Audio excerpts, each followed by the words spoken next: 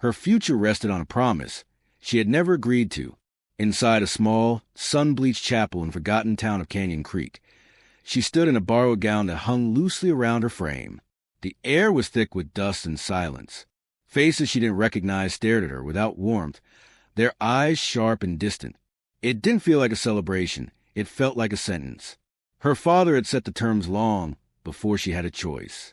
He had fallen into debt, deep, dangerous debt, the kind collected by men who never raised their voices but always got what they wanted. There was only one way to make things right. Marry off his daughter to Silas Wade, a man feared more than respected, known for a temper that often ended in blood.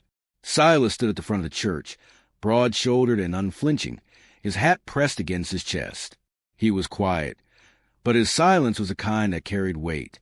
His jaw was cut hard, his eyes unreadable, his very presence enough to make others lower their gaze. The preacher's voice drifted through the room, distant and hollow, but Clara couldn't focus on a single word. Her pulse hammered in her ears. Every instinct in her begged her to run, to escape before it was too late. But her father's frail face turned toward her, his expression pleading. She saw the fear in him, the kind that comes from knowing death was closer than mercy. And so she stayed.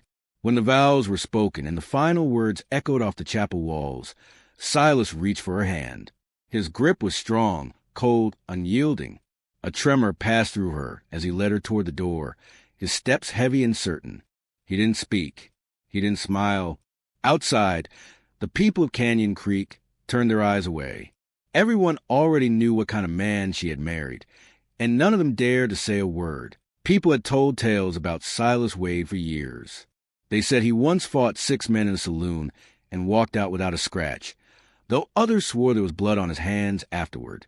He was the kind of man who worked for anyone willing to pay, ranchers, drifters, and even outlaws. Whispers claimed his brother had been hanged because of a man named Dawson, and that Silas had never forgotten it. Nobody really knew what he wanted from this marriage, and no one was brave enough to ask. After the ceremony, Silas helped Clara onto his horse before climbing up behind her. The saddle felt too wide, too high, and the ground seemed far away, as if she were already leaving her old life behind. He rode fast, dust swirling in the air behind them.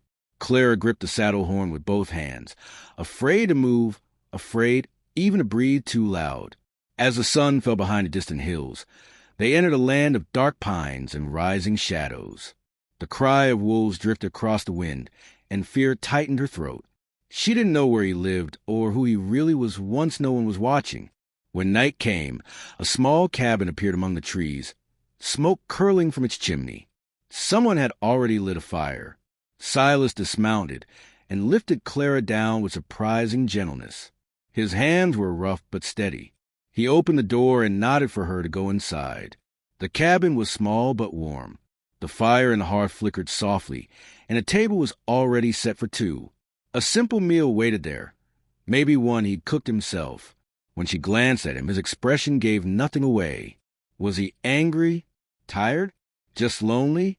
"You should eat," he said finally, his voice low and gravelly. "You'll need your strength." She sat, though her stomach twisted too tightly for hunger. The sound of the fire and the scrape of boots were the only noises between them. She tried not to meet his eyes, but could feel them on her, quiet and unreadable. "Do you hate me?" she asked suddenly, barely above a whisper. He looked at her, unflinching. "No, hate's a waste of breath." "Then why marry me?" He leaned back, his jaw tightening. "Your father owed a debt. I saved his life. You're under my protection now. That's how it is." The word protection didn't sound like comfort. It sounded like a promise wrapped in warning. Clara dropped her gaze to her hands, remembering what people said about him. How he never forgot a debt. How he believed every wrong should be repaid. Was she payment for something her father had done?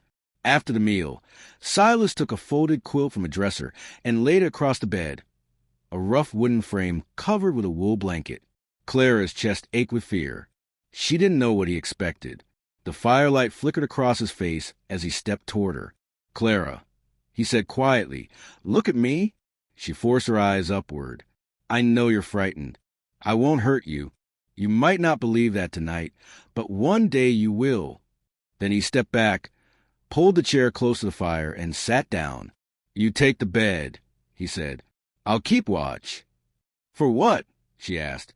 "There are worse men than me," he replied, his gaze fixed on the dark woods outside.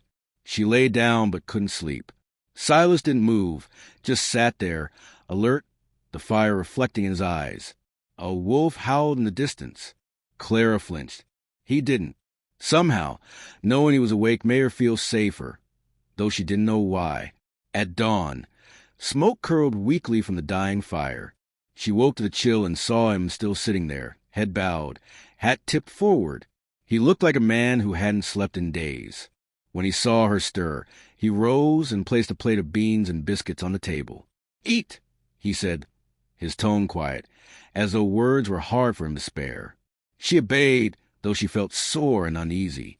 He watched her for a moment, not with suspicion, but with something she couldn't name. "I need to check the traps," he said, buckling his gun belt. "Stay inside till I get back." She nodded, her heart racing at the thought of being alone. He stepped outside, the door closing with a dull thud. The cabin fell silent. She looked around more closely this time. Shelves lined with a few books, a carving of a horse, everything neat and orderly. Not the home of a reckless man, but of someone who needed control. At the window, she saw tall trees dusted with frost. No roads, no neighbors, just the wilderness stretching endlessly. Her throat tightened. "I won't cry," she whispered, though tears came anyway. She wiped them away quickly when she heard footsteps return. Silas came in carrying firewood. He noticed her red eyes but said nothing. He knelt, adding logs to the hearth. Clara's voice was barely audible. "Silas," she said, "will we stay here always?" He didn't look up. "Maybe. Do you even want to be married to me?" He paused, turned, and met her gaze. "What I want don't matter much. Surviving does." It wasn't the answer she wanted. A hollow ache filled her chest. "We'll have to go into town," he added, reaching for his hat. "We're low on supplies. And we need to register the marriage with the marshal." Her stomach twisted again. People would see them together. They would talk about the feared Silas Wade and the frightened girl who'd become his wife. And for the first time since leaving home, Clara wondered whether her life had ended that day or quietly begun anew. There was no turning back now. Silas tightened the saddle strap, his movement steady and deliberate, while Clara climbed up behind him. The morning sun spilled over the dry land as they rode, dust rising with each step of the horse. Clara kept her eyes on the man in front of her, broad-shouldered, quiet, and unreadable. He carried the kind of stillness that came from a hard life, the kind that made her wonder what shadows followed him. She wanted to ask about the rumors, the fights, the blood, the outlaw tales whispered in saloons, but every time she tried, his silence cut her words short. He never looked back at her, only scanned the horizon like something out there might strike at any moment. The town of Canyon Creek finally came into view, small yet alive with movement. Men shouted outside the saloon, women bustled with baskets of goods, and a wagon rolled past with 2 laughing children waving from the back. It looked like a place that belonged to peace, the kind of life Clara had once dreamed of before everything changed. Silas stopped in front of the marshal's office. "Come on," he said, reaching a hand to help her down. Inside, a tall man with silver hair and a weary expression stood behind a desk. The badge on his chest caught the sunlight. His eyes flicked between the two of them, and a faint sigh escaped his lips, as though he already knew trouble had entered his door. "Didn't think I'd see you again, Wade," the marshal said. Silas tipped his hat slightly. "Just here to register the marriage." The marshal's eyes softened as he looked at Clara. "Ma'am, I hope you understand what you're walking into." Clara swallowed hard. "I think I do." The marshal signed the papers slowly and handed the document to Silas. "Don't make me regret this," he muttered. "I don't start trouble," Silas said. "No," the marshal replied. "You finish it." They stepped back out into the street. Sunlight bright against the dirt road. Before Clara could speak, hurried footsteps came from behind. A man in a fine vest and polished boots rushed toward them, his face pale but determined. "Clara," he called, breathless. Clara Dawson. Her body went cold. Ethan, she whispered. Ethan Reed, her father's old business partner, stopped a few feet away, smiling a smile that no longer seemed kind. Memories surged. The night she overheard him threaten her father, the way he spoke about debts and deals, as if people were just things to trade. He reached for her arm, his grip rough. Your father said you ran off. I've been searching for you. Silas's eyes darkened. His hand moved toward his gun. Let go. Ethan's laugh was sharp and cruel. So, this is the outlaw you married? Clara, you belong with me, not some wild animal from the hills. Clara struggled against his hold. Ethan, please, let me go. Silas's voice turned low and dangerous. I said let go. Ethan's fingers released instantly, his expression twisted with hate. This isn't over. Your father owes us everything, including you. Silas stepped between them, his stance steady and unflinching. She's under my protection now. Ethan sneered. You'll regret crossing the reeds. Silas leaned close, voice rough as gravel. Already do. Ethan's jaw tightened before he spun on his heel and stormed into the saloon. Clara's knees trembled. Silas looked at her, his jaw set tight. We're leaving, he said. Ethan, he won't. Not today, Silas interrupted. But he'll come again. As he lifted her onto the horse, Clara's heart pounded with dread. She had thought she knew danger when she married Silas, but now she realized it wasn't him she needed to fear. It was the man she'd left behind. The ride back was silent. The sun dipped low, stretching long shadows across the plains. Silas's grip on the reins was firm, his body tense. Clara could feel the unease radiating off him. When they reached the cabin, he helped her down, scanning the tree-line before speaking. Pack your things. We're leaving soon. Why? She asked, her voice shaking. Can't we stay here? Hide. Silas turned to her, his gaze steady but softened by something almost tender. Reed won't stop.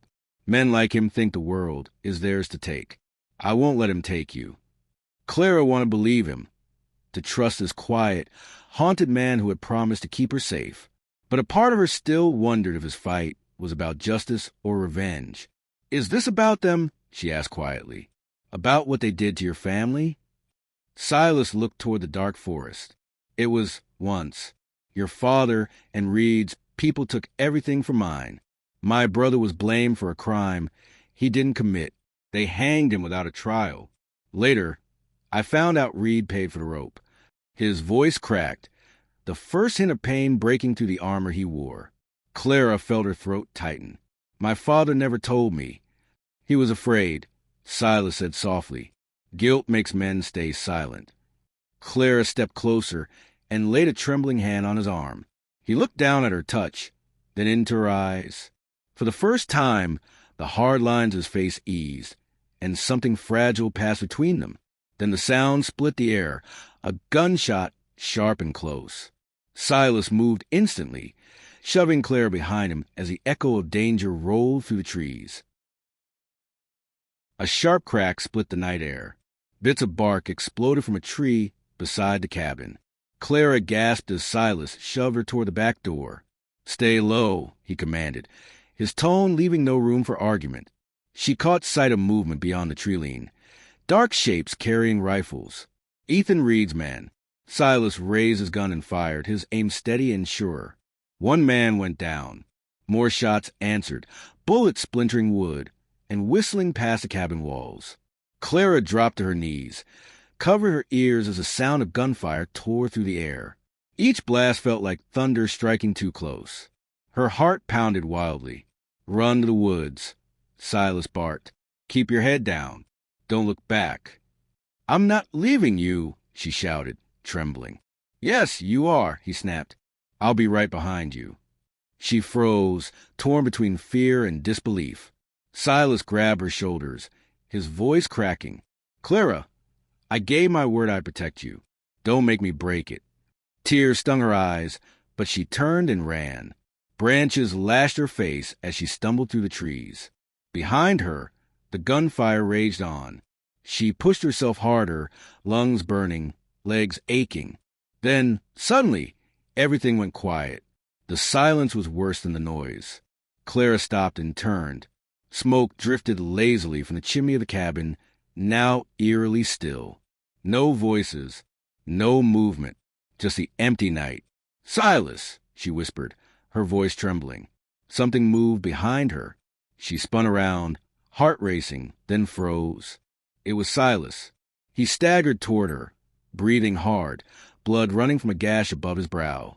"Are you hurt?" she gasped. "Nothing bad," he said with a strained grin. "They're gone. For now." Relief flooded her so fast her knees gave out. Silas caught her before she hit the ground. She pressed her face against his chest, shaking uncontrollably.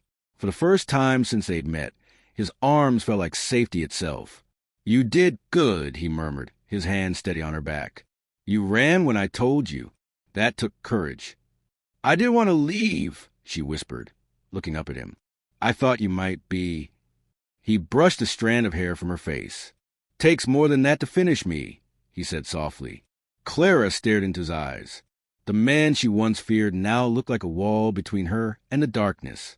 She no longer saw the outlaw the stories warned about, just a man who had lost everything and still chose to protect her. "We can't stay here," Silas said after a moment. "We'll head west. Start over. No debts. No Reed family." Clara nodded. "Wherever you go, I'll go too." He blinked surprised, then gave a faint, grateful smile. "Then we ride together." He lifted her onto the horse and swung up behind her, wrapping one arm around her to steady her. The horizon glowed faintly as stars began to pierce the darkening sky. The cold air filled her lungs, sharp and clean, carrying the scent of pine and promise. As the cabin faded into shadow behind them, Clara leaned back against Silas. Fear still lingered, but so did hope. For the first time since the marriage began, she believed the future might hold something worth riding toward. As long as Silas was beside her,